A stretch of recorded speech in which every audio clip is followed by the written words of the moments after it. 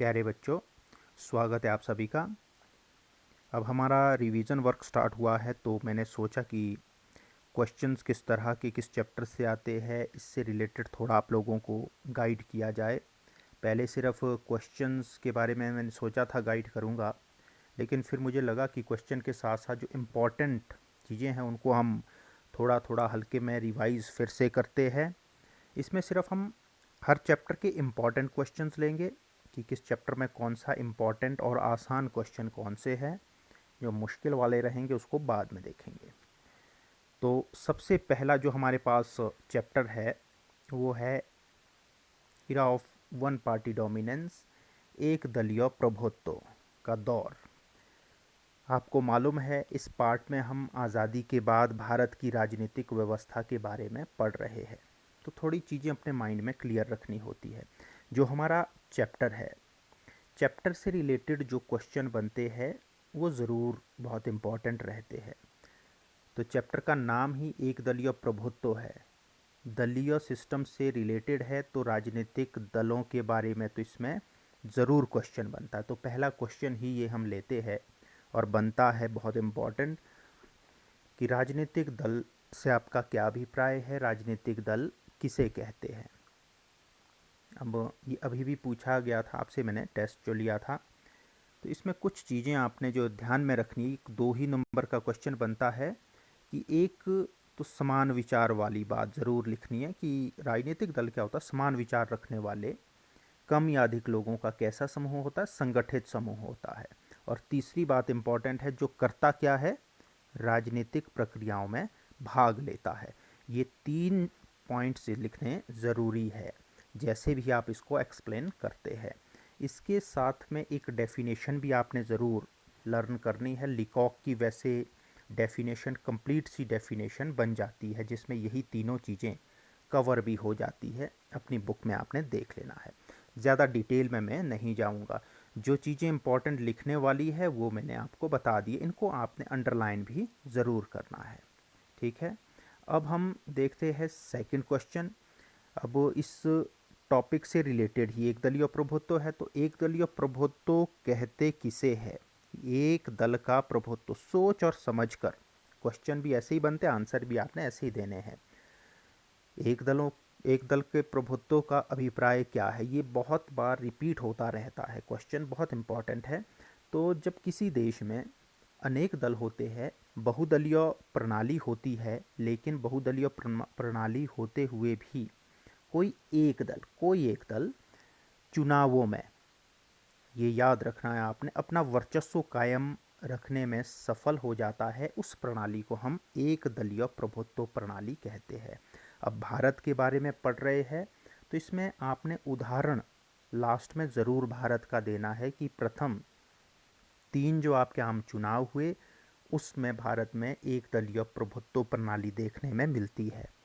जहां कांग्रेस का प्रभुत्व कायम हुआ था वो आपने पढ़ रखा है। इसको और लेटेस्ट हम कर सकते हैं कि वर्तमान समय में भी भारत में भारतीय जनता पार्टी के रूप में एक दलीय प्रभुत्व प्रणाली पिछले 2 चुनावों से देखने में राज्य और राष्ट्रीय स्तर पर मिल रही है, तो इसको थोड़ा लेटेस्ट भी कर सकते हैं। अब जो भारत की एक दलीय प्रभुत्व प्रणाली है, इसी क्वेश्चन को दूसरे रूप में भी पूछा जाता है, वो अन्य देशों से कैसे भिन्न है। कई बार चीन और क्यूबा के बारे में पूछा जाता है, इनसे कैसे भिन्न है।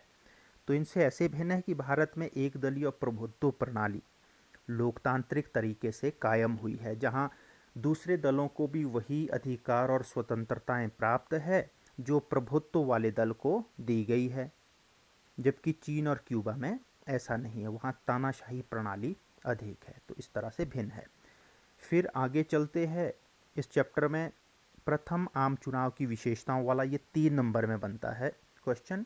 इसमें आसान से पॉइंट मैंने यहाँ दिए, वयस्क मताधिकार हो गया, चुनाव आयोग द्वारा चुनाव है, ऐसा पॉइंट जब लिखेंगे तो आपको उदाहरण ज़रूर देना है अनुच्छेद का।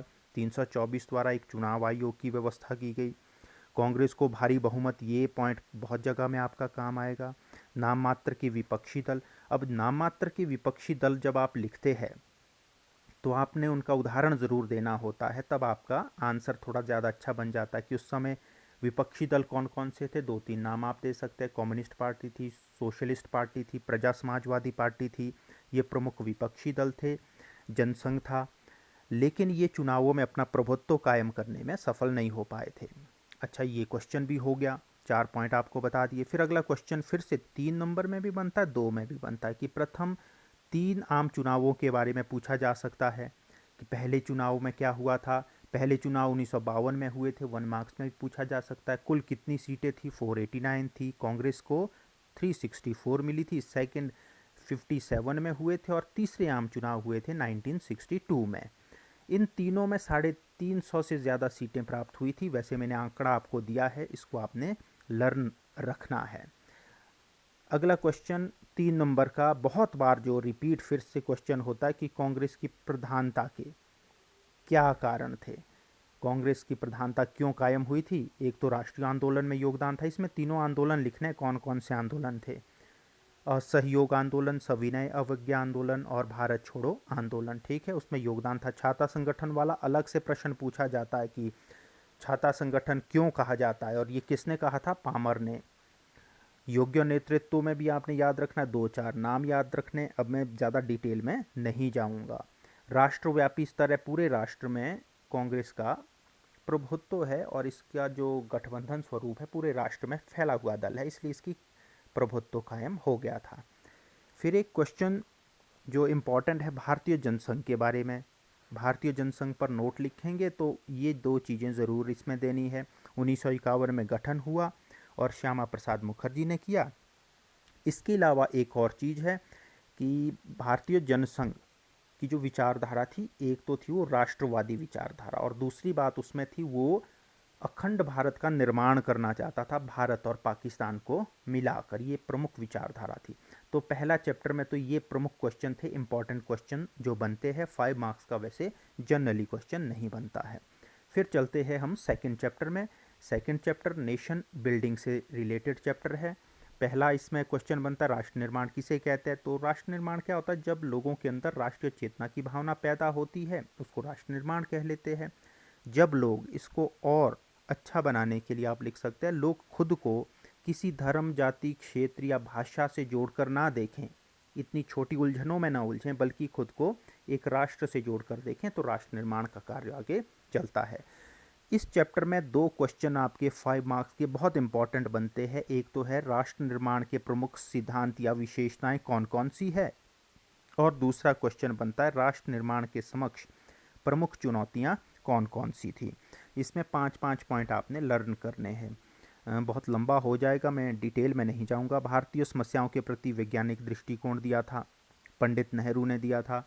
संसदीय प्रणाली में विश्वास था, ये विशेषताएं थी। हमने संसदीय प्रणाली को अपनाया था इंग्लैंड से प्रेरित होकर।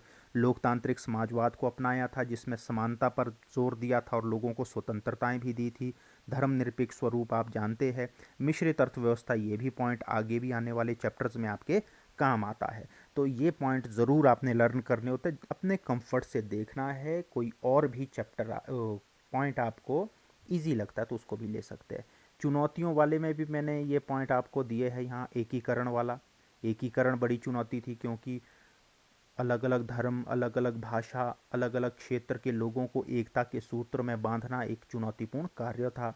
लोकतंत्र के बारे में भारतीय लोग जानकारी नहीं रखते थे, इसलिए लोकतंत्र को स्थापित करना भी यहाँ चुनौतीपूर्ण कार्य था।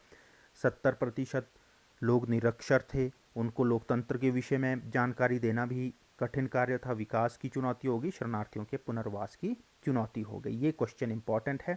उसके बाद जो इस चैप्टर में इंपॉर्टेंट क्वेश्चन बनता है वो है भारत विभाजन के कारण। ये भी 3 नंबर में बनता है। इसमें सांप्रदायिक झगड़े हैं, ब्रिटिश अधिकारियों की साजिश और जिन्ना की जिद वाले इंपॉर्टेंट पॉइंट हैं। थोड़ा शॉर्ट में कर रहा हूँ मैं इसको। फिर एक इसमें अच्छा एक क्वेश्चन और बनता है कि क्या ये विभाजन आवश्यक था। तो आवश्यक तो नहीं था, लेकिन इसलिए ज़रूरी हो गया था क्योंकि उस समय सांप्रदायिक दंगे बहुत बढ़ गए थे, इसलिए ज़रूरी हो गया था। अच्छा, फिर राज्यों के पुनर्गठन का पूछा जाता है। इसमें और क्वेश्चंस बनते हैं, हालांकि 1 नंबर के क्वेश्चन में मैं आपको अलग से बताऊंगा। इसमें 2 चीज़ें याद रखनी। 1953 में राज्य पुनर्गठन आयोग का की स्थापना हुई थी और 56 में उसने अपनी उसकी सिफारिशें लागू हुई थी 1955 में उसने अपनी रिपोर्ट सरकार को दी थी। तो राज्यों के पुनर्गठन की आवश्यकता महसूस इसलिए हुई थी क्योंकि ये गठन उचित नहीं था। कुछ राज्य बहुत छोटे थे भारत में, कुछ बहुत बड़े थे, और कांग्रेस ने 1920 की अपनी बैठक में जो नागपुर में हुई थी उसमें ये वादा किया था कि जब भारत स्वतंत्र होगा तो हम राज्यों का दोबारा से गठन करेंगे। तो थोड़ा सा ये रिवाइज करने के लिए मैंने आपको ये गाइडलाइंस दी है। Thank you.